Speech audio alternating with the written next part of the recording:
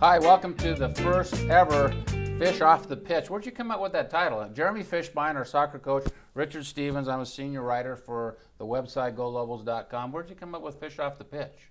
Well, it was fish out of water or fish off the pitch, and I figured fish off the pitch was a little bit better. No, not as corny. No. And obviously this is just a show to give Lobo fans more insight into the soccer program, one of the top-ranked programs in the nation, one of the top-ranked programs at UNM.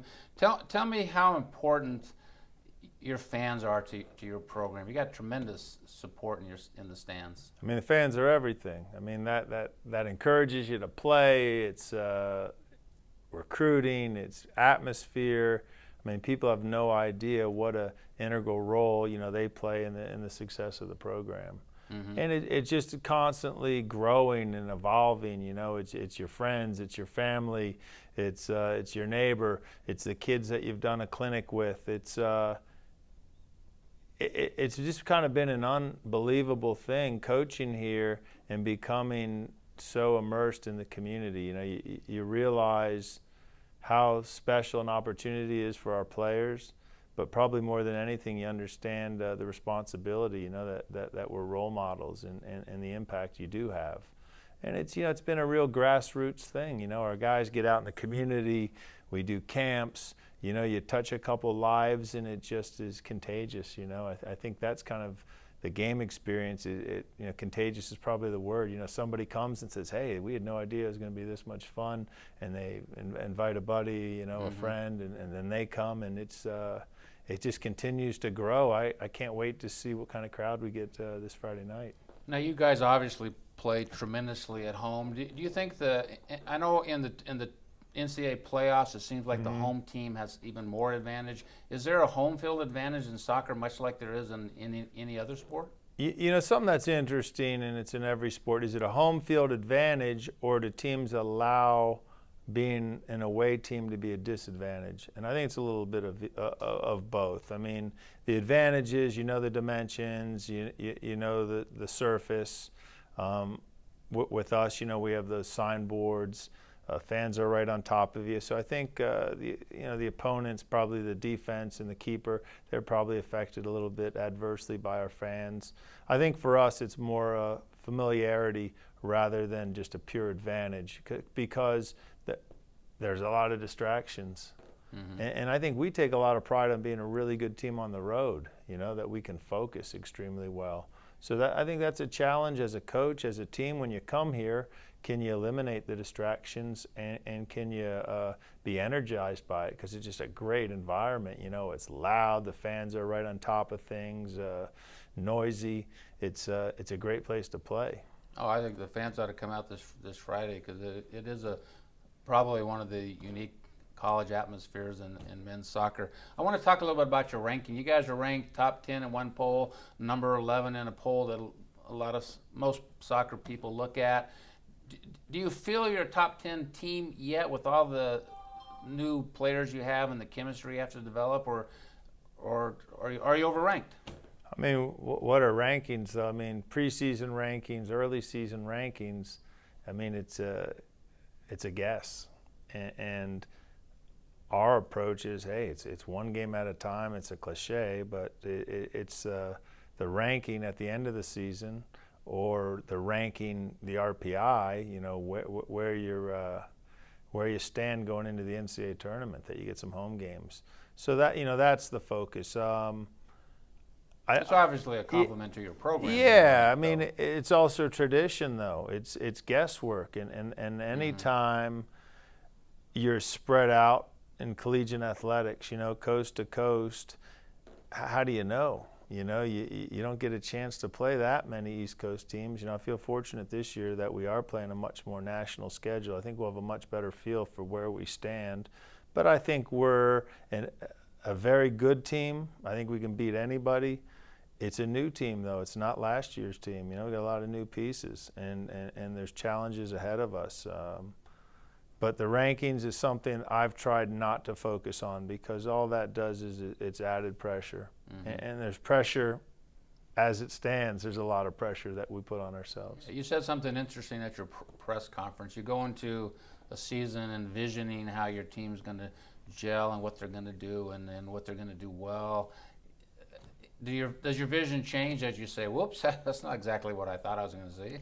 I don't think it's the vision changes, but there's a reality in that, you spend all this time planning for the fall. You play every day in the winter, in the spring, you bring some new guys on, and then preseason hits you, and you realize that it takes a while to become a cohesive unit.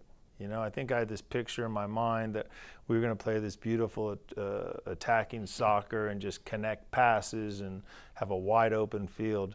But after 2 weeks, I think we've been in preseason about 2 weeks, you realize, hey, these are still college kids. You got to err on the side of caution. It's going to take a while just to get that connection with each other and combination play. And I think we have to get back a little bit to the roots of our program, a blue-collar team, a defensive team, a tough team, and do those things very well. And I think the attacking and the speed of play and just being more dynamic, I think that's going to evolve. Mm-hmm. And it's going to be a gradual evolution. It's not just going to happen. I can see it. I can see the team changing and growing and maturing already. I thought the last 2 days of practice were great, and I think we've begun to develop our identity, and it's not the program's identity. It's not last year's identity. It's this group of 26 guys. Who are they going to be? And my challenge to them was, hey, let's be tough. Let's be mentally tough. Let's be physically tough. Let's win all the small battles, Mm-hmm. And if we have that approach, I think we can be an excellent team. Now, when you say that, you worry about this year's team and it's not like last year's team. Mm-hmm. However, the people you play realize that this is a team that played in a national championship one year. This is Mm-hmm. a top-ranked team. You guys are targeted, so you're going to get their best games. Did you get the best games, even exhibition? You had 2 exhibitions. Did you get the other team's best games? And how did you play in those exhibitions? We played okay. We actually played 3 exhibitions. The first one was here at home early on against Grand Canyon University, who's a program new to Division I, and we won 3-1 pretty comfortably, still getting the kinks out. And then the second game, we traveled up to Colorado Springs to play Air Force, our old nemesis, and we sat quite a few guys for that game. 5 guys didn't suit up, 5 starters. And little injuries? Or? Yeah, just little, niggling injuries from preseason, and kind of wanted to put the other guys in an uncomfortable situation and see how they dealt with the pressure. And, we lost that game, but I thought we played very well at times. We had to deal with adversity. There was a major storm delay. We ended up playing the game in an indoor field turf facility, which, the dimensions were kind of funny. But we learned a lot about ourselves, and I think that'll prove to be a real valuable experience.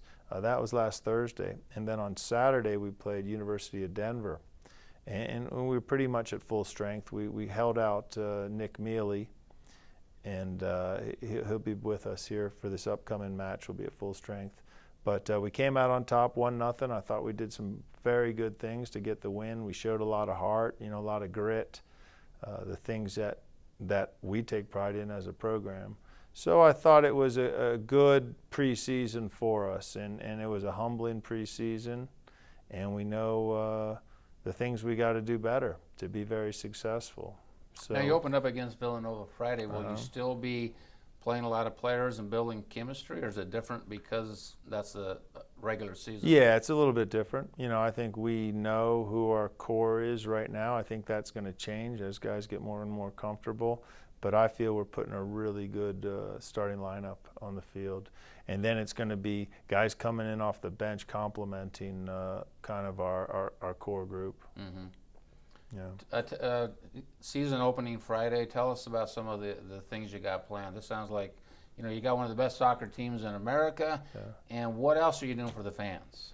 Our approach is that, that the fans aren't spectators, they're participants. And I think that's what you always want. And that's how we feel. They love this team, and we're trying to make it better and better. Dom Romero, who's a former player here, he's now our director of operations / marketing / promotions / wears many Gopher. hats. But he's not a gopher. He's a pretty smart guy. He's incredible. I didn't mean that badly. Yeah, he's incredible with graphic design. I mean, we're blessed to have Dom.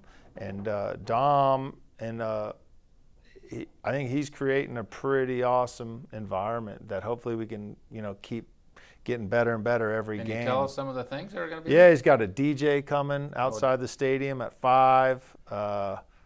For tailgating, I think a great atmosphere. We got 500 vuvuzelas for the fans. I have no idea what that is. Vuvuzelas are the horns that were kind of made famous in South Africa at the World Cup. 500 of them. 500? Cowbells, drums, flags. I mean, we're trying to make it just an incredible fan experience and motivating for our team, intimidating to our opponents, and I think we're well on the way to having, just the best environment in college soccer if we already don't have it. Yeah, sounds great. Yeah. Okay, that's the first edition of, what was that name again? Fish Off the Pitch. Fish Off the Pitch. Jeremy Fishbein, he'll be back next week.